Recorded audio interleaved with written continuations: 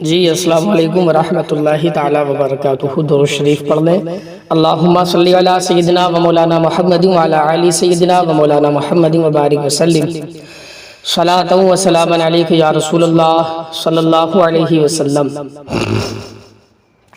عربی دوم section C والوں کا یہ سلیبس ہے، بغور سماعت فرمائیں۔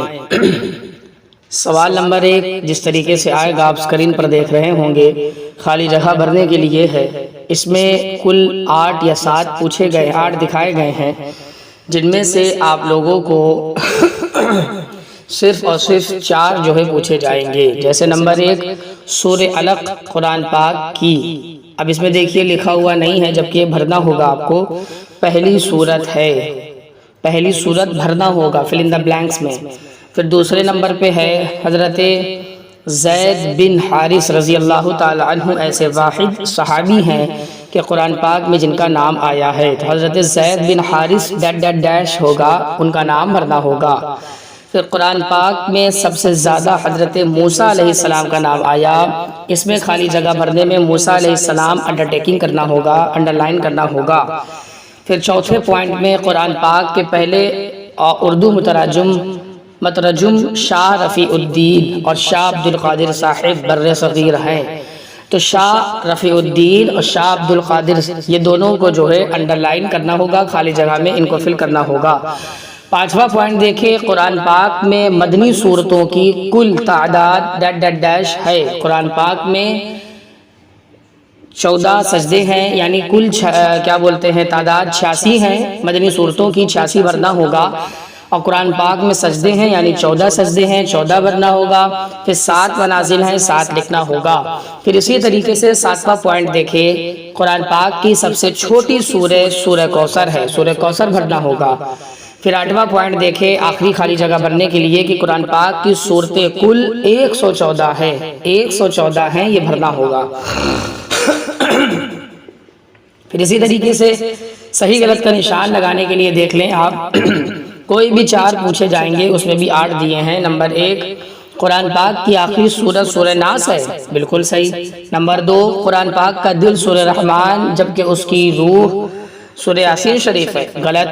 تیسرا نمبر سورہ توبہ سے پہلے کوئی بسم اللہ نہیں، بالکل صحیح۔ چوتھا نمبر سورہ یونس میں بسم اللہ 2 بار آئی ہے، نہیں۔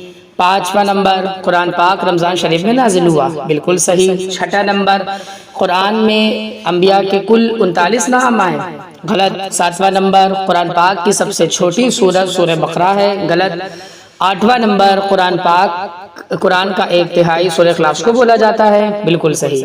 تیسرا سوال دیکھیں، صحیح جواب منتخب کر کے لکھیں اور 4 پوچھے جائیں گے اس میں سے بھی۔ قرآن پاک کی آخری سورہ ترتیب کے مطابق کون سی ہے؟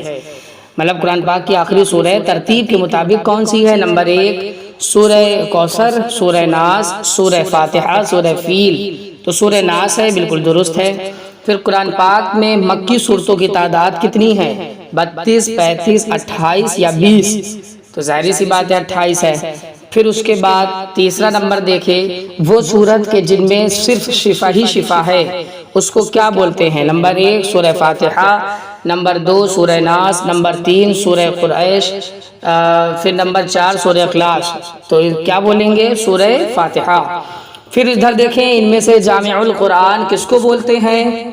نمبر 1 حضرت ابوبکر صدیق، نمبر 2 حضرت عمر فاروق اعظم، نمبر 3 حضرت عثمان غنی دیکھیے غلط ہو گیا، گرنی لکھ گیا، غنی ہے معاذ اللہ۔ پھر اس کے بعد رضی اللہ تعالیٰ عنہ، پھر اس کے بعد حضرت علی رضی اللہ تعالیٰ عنہ۔ اب یہ چاروں میں کون صحیح ہیں جن کو جامع القرآن بولا گیا؟ حضرت عثمان غنی رضی اللہ تعالیٰ عنہ۔ ان میں سے 5واں پوائنٹ دیکھیں، ان میں سے قرآن کی آخری آیت کس مقام پر نازل ہوئی؟ بدر کا میدان، میدان عرفات، اور فدق کا میدان، مقام ابراہیم، تو ظاہری سی بات ہے میدان عرفات میں نازل ہوئی۔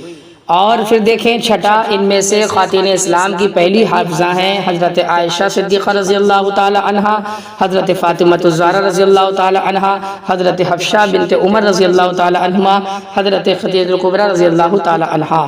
تو ظاہری سی بات ہے حضرت حفصہ رضی اللہ تعالی بنت عمر رضی اللہ تعالی عنہما ہیں جو قرآن پاک کی پہلی عورتوں میں حافظہ ہیں۔ 7वें नंबर में इनमें से किस नबी पर तौरात शरीफ नाजिल हुई? नंबर 1 हजरत मूसा अलैहिस्सलाम, नंबर 2 हजरत ईसा अलैहिस्सलाम, नंबर 3 हजरत दाऊद अलैहिस्सलाम, नंबर 4 हजरत याकूब अलैहिस्सलाम। तो जाहिर सी बात है हजरत मूसा अलैहिस्सलाम पर तौरात नाजिल हुई, ये सही हो गया। 8वां क्वेश्चन, अल्लाह पाक ने कुरान की हिफाजत का जिम्मा किसको सौंपा है? नंबर 1 हुजूर सल्लल्लाहु अलैहि वसल्लम पर, नंबर 2 तमाम हुफ्फाज पर, नंबर 3 तमाम फरिश्तों पर, नंबर 4 खुद खुदा ताला ने अपने जिम्मे करम पर लिया। तो चौथा पॉइंट जो है 8वें क्वेश्चन का वो सही है। अब आगे देखें, चौथा नंबर सवाल कह रहा है कुरान मजीद की तिलावत का हक कैसे अदा किया जा सकता है? एक बहुत बड़ा सवाल भी है, बच्चों को अच्छे से समझना भी चाहिए। जवाब है कुरान की तिलावत का हक ऐसी हालत में अदा किया जा सकता है कि ज़बान के साथ साथ दिल और दिमाग भी तिलावत में शरीक हों। ज़बान का हिस्सा हुर्फ को सही तरीके से तलफ़्फ़ुज़ करने में के लिए, दिमाग का हिस्सा माना को समझने के लिए, और दिल का हिस्सा नसीहत से आगा रहने के लिए और असर कबूल करने का मतलब यह है कि ज़बान अल्फाज को सही तरीके से अदा करे और अक्ल को ये चाहिए कि उसका तर्जुमा करे और दिल को नसीहत और सबक मिले। ये एक पूरा आखिरी अल्फाजों का ये मसला हो गया कि इस तरीके से जो है कुरान मजीद की तिलावत का हक अदा किया जा सकता है। फिर आगे कह रहा है खुदा ताला की कितनी किताबें नाजिल हुई? तो ये जाहिर सी बात है, ये आपके अनवार शरीयत में भी जो है क्वेश्चन है। मसलन खुदा ताला की छोटी बड़ी बहुत सी किताबें नाजिल हुई। छोटी किताब को सहीफ़ा, बड़ी किताब को किताब कहते हैं। इनमें 4 किताबें बहुत मशहूर हैं, वगैरह वगैरह वगैरह। इसको अच्छे से याद कर सकते हैं आप। 6वां क्वेश्चन कह रहा है क्या कुरान मजीद की हर सूरत और हर आयत पर ईमान लाना ज़रूरी है? इसका जवाब भी आपके जो है कुरान मुक़द्दसा में वो अनवार शरीयत के क्वेश्चन में मौजूद है, एक लेसन में। 6, क्या कुरान मजीद की हर सूरत हर आयत पर ईमान लाना ज़रूरी है? ये तो बताया भी मैंने। 7वां, कुरान पाक से मोहब्बत के बारे में आप क्या जानते हैं? जवाब, जो शख्स इसके सामने कुरान पढ़ेगा, जो शख्स इसके सामने कुरान पढ़ेगा उसे जन्नत में ले जाएगा। जो शख्स भी कुरान को सामने रख के पढ़ेगा उसको कुरान जन्नत में ले जाएगा। जो कुरान को पीठ के पीछे पर रखेगा उसे जहन्नम में ले जाएगा। हामिलीन कुरान यानी जो कुरान पाक हिफ्ज़ करे होते हैं, अपने दिलों में सीनों में बसाए होते हैं।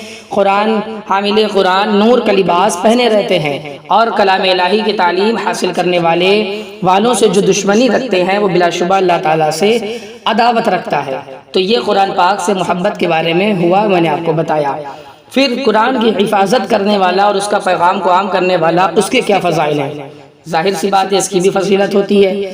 जवाब, जो शख्स कुरान की हिफाजत करेगा और उसका मुहाफिज बनेगा, उसकी हिफाजत करने वाला बनेगा, अल्लाह ताला क़यामत के दिन उसके ज़रिए 7 नस्लों को बचा लेगा और उसकी हिफाजत करेगा और कुरान की पैरवी करेगा, जो कुरान की बातों को मानेगा, उसके पैगाम को आम करेगा, तो अल्लाह ताला उसकी हिफाजत करेगा।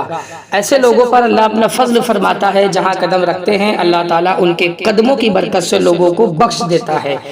अगर हमें ऐसे लोग मिल जाएं तो उन हफ़ाज की इज़्ज़त व तकरीम करनी चाहिए, उनसे दोस्ती रखना चाहिए। बात करते हैं नंबर 9 की। आपसे कोई 10 सूरतें तिलावत के फ़वाइद के बारे में पूछा जाएगा, वो सब आपको याद करना है। मिसाल के तौर में पूछा जाएगा कि सूरह शम्स के बारे में आप क्या जानते हैं, तो आपको बताना पड़ेगा बदज़बान आदमी को बदज़बानी दूर कर देती है। सूरह फज्र के बारे में पूछा जाएगा तो आपको बताना पड़ेगा सरकार मुस्तफ़ा सल्लल्लाहु अलैहि वसल्लम रोज़ाना फज्र की नमाज के बाद पढ़ते थे और इससे बच्चा नेकबख्त होता था। फिर उसके बाद सूरह मुज़म्मिल के बारे में पूछा जाएगा, आपको बताना पड़ेगा आपको दुनिया और आखिरत में खुश रखेगी और आपको मुश्किलात से दूर करेगी। सूरह तग़ाबुन के बारे में पूछा जाएगा, आपको बताना पड़ेगा जिन्नात और आसिफ के असर से ये सूरह महफूज रखती है। सूरह रहमान के बारे में पूछा जाएगा, आपको बताना पड़ेगा कि ये कुरान पाक का हुस्न है और नेमत की बदौलत है। और 6ठा पूछा जाएगा सूरह हश्र के बारे में, आपको सूरह हश्र के बारे में बताना होगा, अल्लाह ताला की अज़मत को ये बयान करती है। सूरह कहफ के बारे में पूछा जाएगा तो आपको इसकी तिलावत के बारे में बताना होगा कि जुमा के दिन सूरह कहफ की तिलावत करने से आने वाले जुमे के दरमियान पूरा हफ्ता रोशन हो जाता है। 8वां नंबर इसी तरीके से देखेंगे सूरह फातिहा अल्लाह ताला के गज़ब से बचाती है। پھر 9واں نمبر پوچھا جائے گا کہ اگر سورہ نبا کے بارے میں آپ کیا جانتے ہیں، تو آپ بتائیں کہ اس کو بعد نماز عصر پڑھیں، عصر کی نماز میں پڑھیں، اس سے بصارت یعنی دیکھنے کی طاقت بڑھ جاتی ہے۔ سورہ سجدہ دیکھیں، سورہ سجدہ کی تلاوت کے فوائد ہیں کہ قیامت کے دن سورہ سجدہ پڑھنے والوں کو ڈھانپ لے گی۔ سورہ یاسین شریف کی کیا فضیلت ہے؟ یہ قرآن پاک کا دل ہے، اس کو بعد نماز فجر پڑھیں، اس سے دل کو سکون ملے گا اور قیامت کے دن پیاس بجھے گی۔ سورہ ملک کے بارے میں دیکھیں، عشاء کے بعد پڑھتا ہے جو کوئی شخص سورہ ملک شریف، اس کے تلاوت کی برکت سے عذاب قبر سے وہ محفوظ رہتا ہے، قبر جو ہے اس کو عذاب سے بچاتی ہے۔ پھر اس کے بعد سورہ ناس دیکھیں، یہ ایسی سورت ہے کہ اس کی تلاوت کرنے والوں کو شیطان کے وسوسوں سے حفاظت ہوتی رہتی ہے۔ سورہ اخلاص کیا ہے؟ سورہ اخلاص سورہ اللہ احد والی سورہ کی تلاوت یہ ہے کہ یہ نفاق سے بچاتی ہے، یعنی منافقت سے بچاتی ہے۔